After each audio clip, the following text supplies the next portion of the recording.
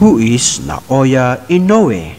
Naoya Inoue, born April 10, 1993, is a Japanese professional boxer, nicknamed the Monster.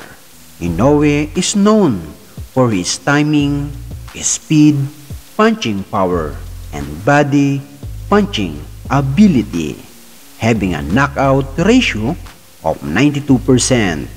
He is a 4th Division World Champion and the current Unified Super Bantamweight World Champion, having held both the WBC and WBO Super Bantamweight titles since July 2023. He is also the former undisputed Bantamweight World Champion, having held the WBA Super IBF Ring Magazine titles between 2019 and January 2023, and the WBC and WBO titles between 2022 and January 2023.